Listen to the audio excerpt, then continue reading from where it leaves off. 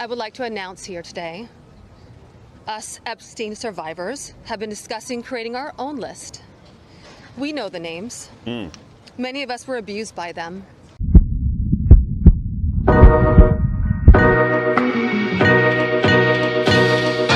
To request documents and testimony regarding Epstein and Maxwell. We have subpoenaed Maxwell for a deposition, DOJ for documents, 10 former federal officials for depositions, the Epstein estate for documents, and agreed to a transcribed interview with Alex Acosta. This is the most thorough investigation into Epstein and Maxwell to date, and we are getting results. We have already deposed former Attorney General Bill Barr. The Department of Justice provided nearly 34,000 pages of documents and will produce more, which are being made public as we speak. When we conclude this, all those documents should be online unless we have a crash or something with the computer. The estate will begin producing documents September the 8th. That's the Epstein estate. The committee is working at an unprecedented pace and doing the work as it is supposed to be done. What we heard today is that these survivors support these efforts and support transparency and accountability, goals we all share. This resolution furthers those goals. It supports our work. It supports the release of documents. And most importantly, it achieves what the survivors want. There is no question that Epstein and Maxwell were terrible criminals. With your support and the support of the House, we can continue to do the work to provide closure and justice to the hundreds of victims. I urge support of this resolution, and I welcome your questions. Madam Chair, I yield back, and thank you for being in that discussion today as well. Now, in regards to that statement that was just put forward about them meeting with some of the victims, one interesting thing that came out of this was apparently they caught some video of Nancy Mace coming out of one of the meetings, and she seemed to be in tears here.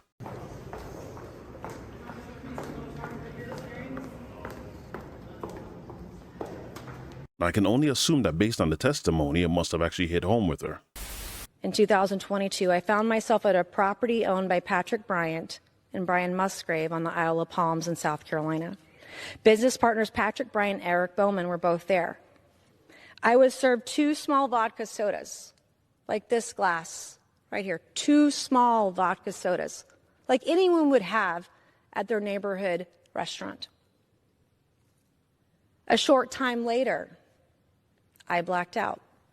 I have never blacked out after having a vodka soda or any adult beverage ever in my life. It's never happened. But I know who has. The women raped on those tapes that I saw, the women raped that I spoke to over the course of the last year. The stories of these women were all too familiar. Now I know why. My memories of that night are just flashes in and out of the dark, flashes in and out of the night. I was raped that night. Was it Patrick Bryant? I don't know. But I was raped. I believe that they purposely incapacitated me. Was anyone else there? Was it filmed? Was it sold on the dark web? I have no idea. But I know what these men do to their victims. And so the crazy thing about all of that is knowing this information, it would make sense why some of the testimonies, even though they weren't one-for-one similar, they were within the same ballpark of similarity, that they were all actually victims of assault. Now, taking that into consideration, it's still puzzling to me then how you can continue to defend an administration that is knowingly either protecting suspects, withholding information, even though some of them might not be on the supposed list. The mere fact that there's some failure to release whatever information that they have while knowing that they could actually redact the victims' names is suspect at the very least. So it kind of just shows you how deep these MAGA roots really go, but let's continue listening. Thank you, Mr. Comer. Mr. Garcia, you're recognized. Thank you, Madam Chair. I just want to begin in a very bipartisan manner. Earlier today, I think both Republicans and Democrats got a chance to hear just horrific stories. Turn your mic on. To hear these incredible and brave women. Thank you. Earlier today, we heard, of course, these horrific stories. It's not his first day. Turn your mic on. From these women who are incredibly brave and the courage that they showed to be here to share stories of sexual abuse, some of them when they were girls, young girls, I think has shaken a lot of us on this committee and reaffirmed our commitment to the truth and transparency. Now, the Oversight Committee, particularly Democrats, are going to continue to investigate the Epstein files and bring justice to the victims of these heinous crimes. After meeting with the survivors, of course, of Epstein and Ghislaine Maxwell, we're once again reminded of the monstrous actions that they took against over 1,000 women and girls. It's important that we center their stories and work for accountability. And I want to just remind this committee and the public that Jeffrey Epstein and Ghislaine Maxwell are monsters, criminals, liars, and in no way should they be lionized or supported. And And anyone protecting anything that has to do with them, guilty by association. It is an outrage that Ghislaine Maxwell has been moved to a facility where she's now more comfortable. I think it's also appropriate to say that that was also horrifying to the women in the testimony that we heard today. And re-traumatizing the victims because of this move is shameful and should never have happened in this country. When you harm innocent women and girls, you should be held accountable, and I'm hopeful that in a bipartisan way this committee will do that. Now, I appreciate that, of course, close to 34,000 pages of documents have been released by the Department of Justice. That is complying with the subpoena, of course, that was put forward. But over 97% of those documents have already been released to the public. And I'm glad that we're releasing all those files to the American public. Most of it's already in the public record. What we need right now is full compliance with the subpoena. And the Attorney General, who once said that the files were on her desk, should release all the files immediately. There cannot be additional failures or additional cover-ups by this government that has already failed these victims now for decades. That cannot continue. We've got to follow the facts, we've got to get all the files out to the public, and we've got to ensure that there's justice for all of the victims and the girls. I also just want to add that Oversight Democrats have supported every single time there's been an opportunity to support transparency. We, of course, forced a vote to release and get the subpoena out. We will continue to take those actions. But any action that promotes transparency, we're going to support.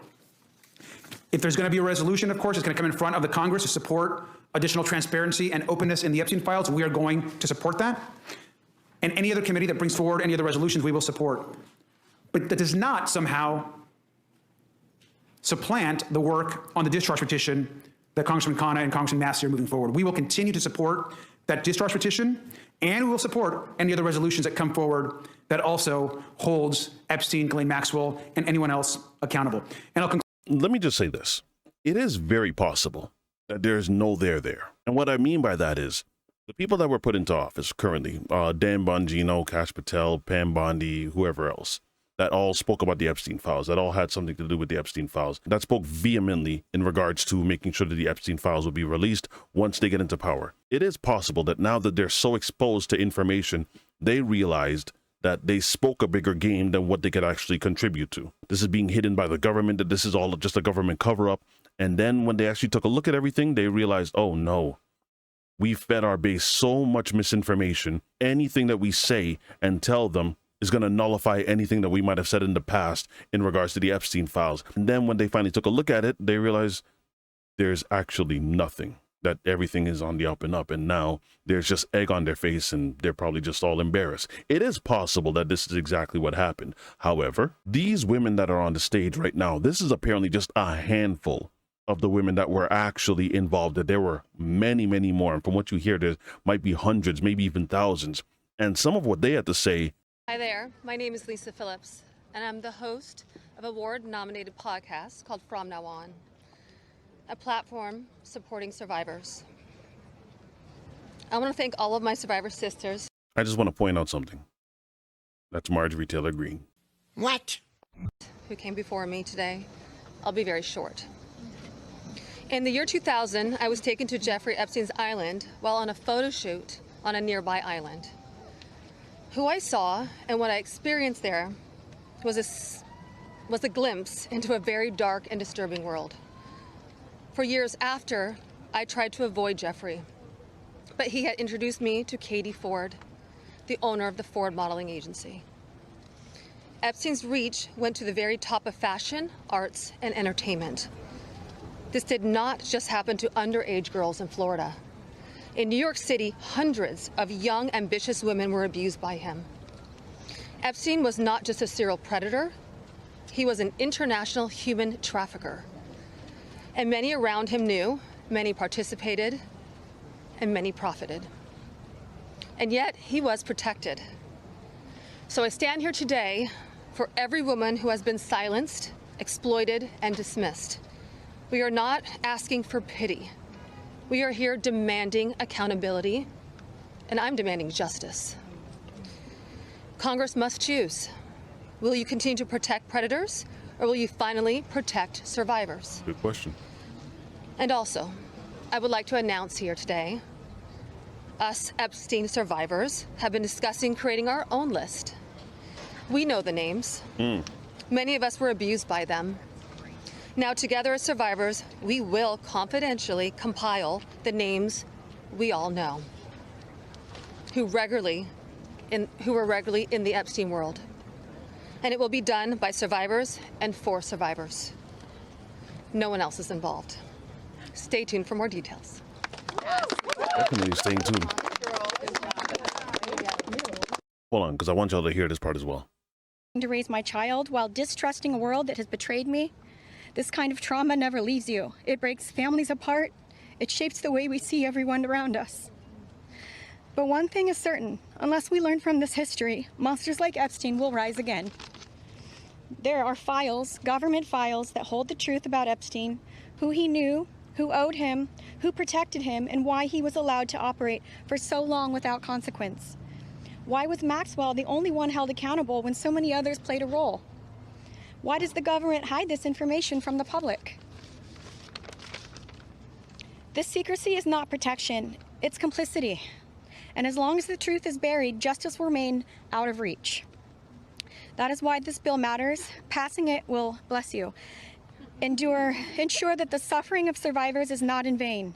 Passing it will bring accountability, transparency, and prevention. It will help protect the next generation of predators who seek to place themselves above the law through wealth, influence, and connections. This is not just my story. It is about every survivor who carries invisible scars. It's about the weight we live with daily. It is about the families broken and the futures stolen. So I ask you, President Trump and members of Congress, why do we continue to cover up sexual abuse and assault? Who are we covering for?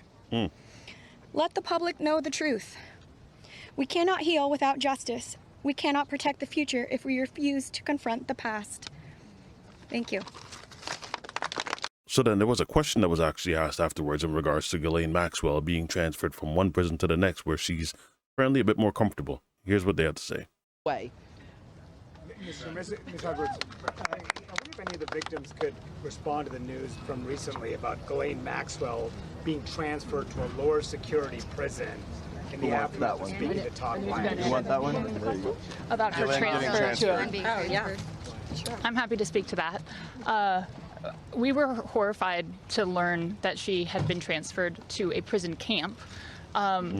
She is someone who was found guilty by a jury of sex trafficking. She not only, we often hear that she procured women for Jeffrey, which I think is a very sort of polite and minimizing term. She also participated in the abuse. She was a major architect of the scheme.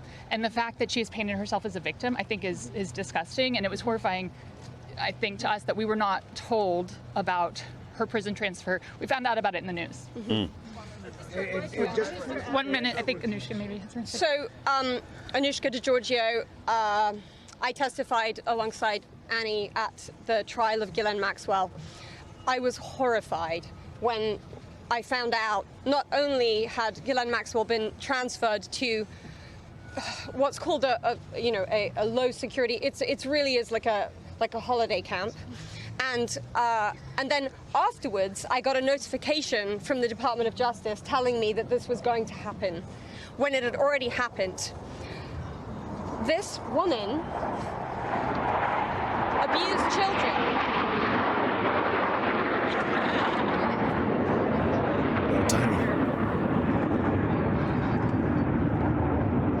Yeah, give it a minute.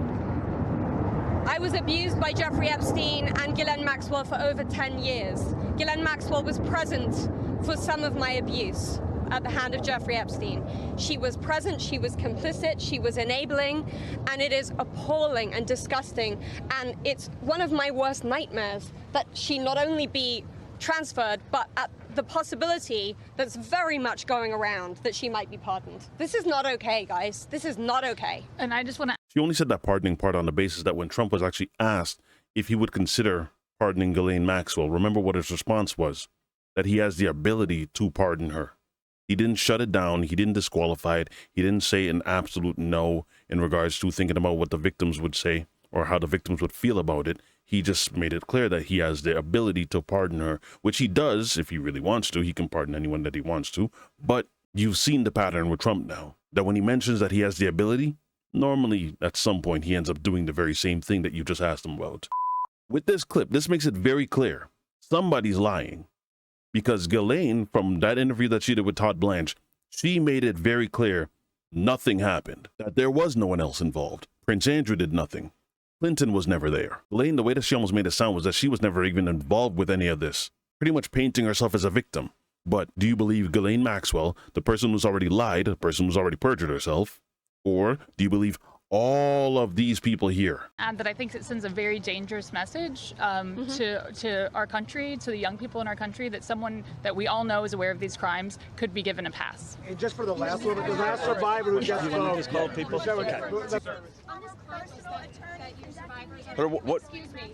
second.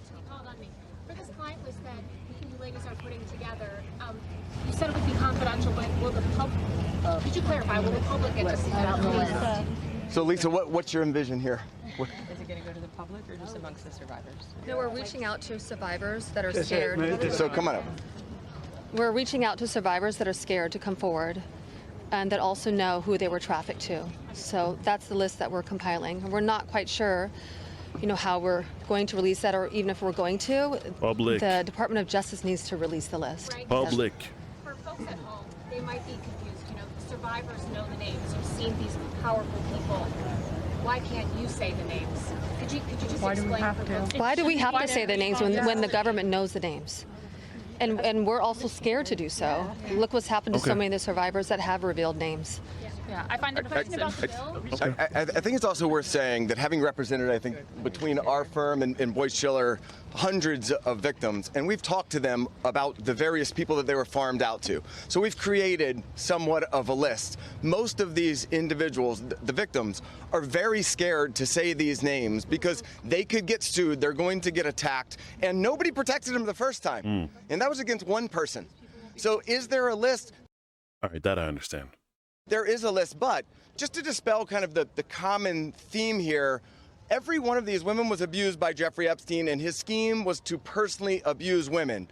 When they reached a certain age, he did farm a section of them, some of them, out to some of his friends. That doesn't mean all of his friends. With that said, I'm more than happy to assist in helping create the list behind the scenes and see what we do with it. Yeah. Okay, then that does make a lot of sense, because if they go out and say one person's name, then they could be sued for defamation. And basically, whoever these people are would pretty much just use their money to just shut them down. That I completely understand. But you can compile something anonymously, though. Release it on X. Release it to Elon. If anyone has enough money to fight defamation, it's him. Okay, so let's see what kind of questions they want to ask. I think I want to ask unanimous consent to insert into the record the Massey-Kana resolution, because you keep on saying that it doesn't protect the victims, but there's in yellow here, there's some pretty explicit language about protecting the identity of the victim, so I don't want there to be any confusion. Without objection. And, Mr. Comer says it's unnecessary, but this bill we're doing right now is unnecessary because you're already doing something. So I can't help but feel that this is like cover. And I got to be honest with you, we've been trying to bring, legislation to the floor. We're trying to, amend bills to try to get this administration to do what Trump said he was going to do during the campaign, and that is release all the files. We had a recess early because people didn't want to take a vote on it. And I think, I appreciate the niceties of both of you appearing before this committee right now, but I got to tell you, I think what's going on here today is that Republicans are terrified. And I think we all know why. And that is because the president doesn't want to release all the files. I mean, after promising that he would release them during the campaign, then he issued, that was in 2024, and then 2025, he says, It's all a big hoax. It's perpetrated by Democrats and some stupid Republicans. That's his quote verbatim. This is why I say somebody's lying. You hear from Trump saying it's a big hoax. Ghislaine Maxwell says nothing happened. But all the victims say, no, there was a lot of stuff that happened. There is clearly a list that exists. So when you say all Republicans want this stuff released, I don't think that guy does. That's right.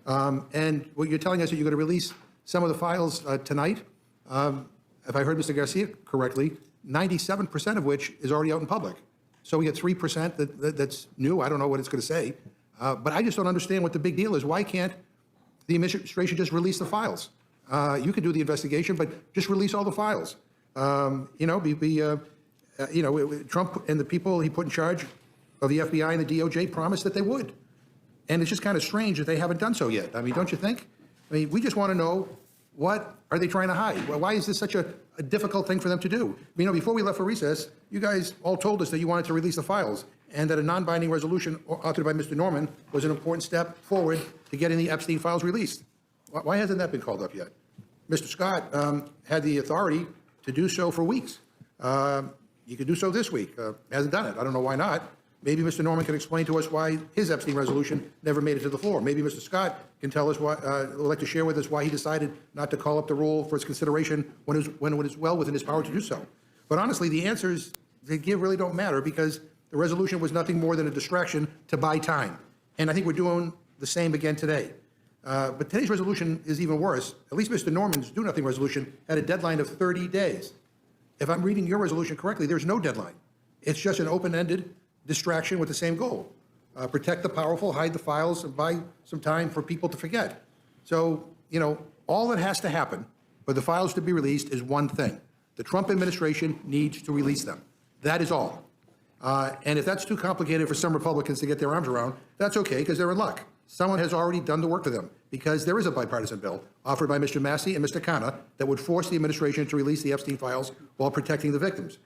And Mr. Comer, just for the record, I think you're not in support of the Massey-Khanna bill, but let me ask you formally, do you support the Massey-Khanna bill to release the Epstein files? We're doing that as we speak. And you said some of the documents were going to be released. All 34,000 documents will be online, hopefully in the next 5 minutes if they're not now. Yeah, but 97% of which we've already seen. Mr. Garcia. Yeah, I just want to add, first, I appreciate the comments, but we should be clear. If it's true, as the chairman said, that every Republican supports disclosure around the Epstein files, then every Republican should sign the discharge petition from Congressman Khanna and Congressman Massey. There's no question. And the key difference in that petition as well is that petition ensures, one, that members of Congress are all on the record on releasing the files, and two, that petition, as you have in front of you, also ensures that the files actually go to the American public, that they're actually released to the public. I appreciate that the subpoena that we forced a vote on is going to our committee, and it's important work. Most of the documents that were sent to our committee, those initial documents were given to right-wing influencers back in February. The files and the full report, according to the Attorney General, were sitting on her desk ready to be released. Yeah, this is what they're talking about. Driving there. I'm not sure what they are holding up, so they're going to zoom in on that, and let's see what it says. Okay, so there's DC Drano right there on the screen, holding up various. It'd be great if you could walk a little closer. That whole debacle of giving those guys those binders, thinking that it was actually something that they were going to release, that was all new information. It's just ridiculous. Know that the Attorney General herself has shared with the president directly that he is also in the files. The reason, and we don't understand why this cover-up by the president continues to not release the full files. And so the discharge petition is an important additional step forward for the Congress, the full Congress, to be on record to release the full files. And so that piece is important. And it's clear that while maybe there are some Republicans in Congress, and hopefully all, that want to see disclosure, that is not the case with the Republicans in the White House and the Department of Justice. So 7 months to get released, 97% of which already been released. But again, Mr. Comer, do you support the Massey-Khanna resolution, yes or no? We're already doing it. The discharge petition does not have the force of law. We've already subpoenaed. You can look, no, and I'll let you look, Mr. McGarry, it's very disappointing that you're trying to politicize this. We're trying to get answers. We're trying to do everything that's in this discharge petition, but you're trying to politicize it. No, it's a yes or no question. It's not a trick question. Do you think... We've already done what the discharge petition's asking. Do you think the resolution saying to keep doing what you were doing is better than a bill that can become law? The bill has no force of law. It has no force of law. You're just trying to do a political stunt. Look, Ask the question, Mr. McGovern. Yeah, all y'all need to calm down. Well, I was asking a question, he interrupted me. Okay. It's a simple yes or no question. Simple yes or no question. We're already doing it. All right, well, that's not a yes or no, but do you think the resolution saying to keep doing what you were doing is better than a bill that can become law, which would require the release of all the files? It doesn't have the force of the law. It's just a political stunt. It's just a political stunt. And you know. This is a resolution. The Massey Counter bill would become law. If all you Republicans want everything released, then, you know, you could vote for it, and then if he decides to veto it, you could override the veto. The subpoena goes further than the discharge petition. Discharge petition is just a political stunt. Just a political stunt. All right, so and look, we have done everything bipartisan in this investigation. This is an opportunity. And I think most of the Democrats on the Oversight Committee want to be bipartisan in this, Mr. McGovern. So you're not going to answer my question, but look, we're meeting here under an emergency procedure to consider this resolution, which, if I'm reading it right, simply tells your committee to continue doing what you're doing. Do you need this resolution to continue doing what you're doing, Mr. Garcia? I mean. We do not. The resolution as presented is not necessary.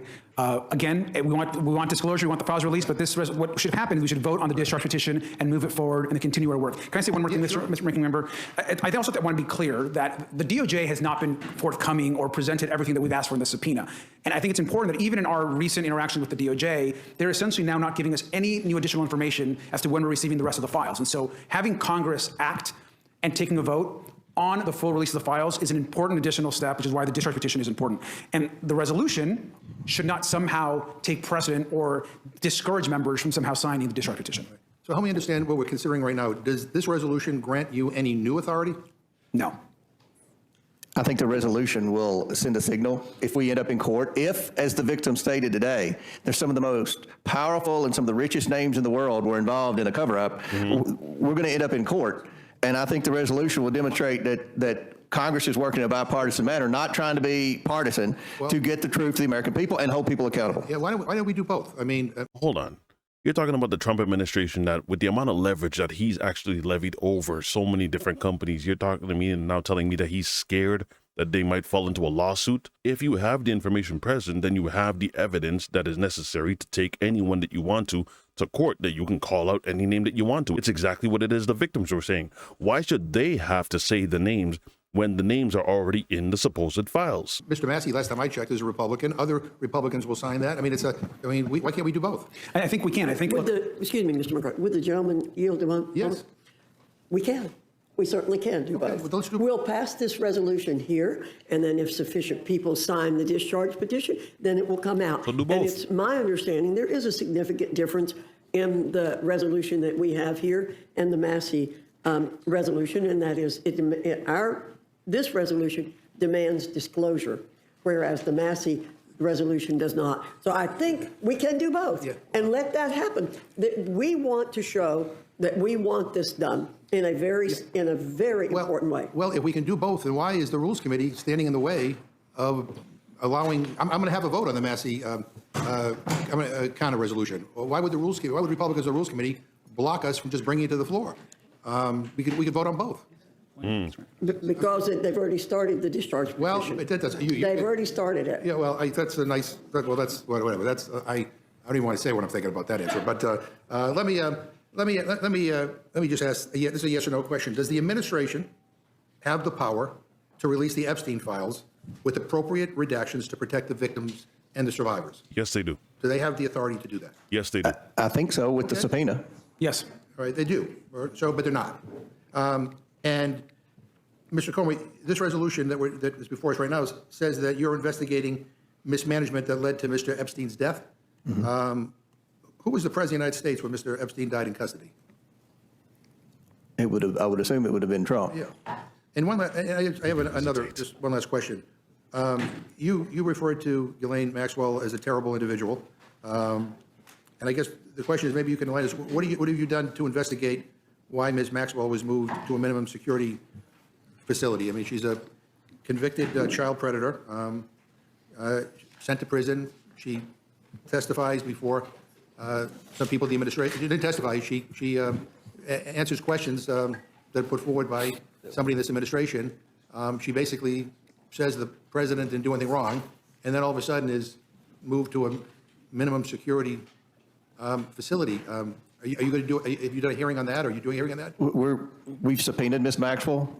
She sent a letter via her attorneys and said that she requested that we wait for the deposition until after the Supreme Court rules on her appeal.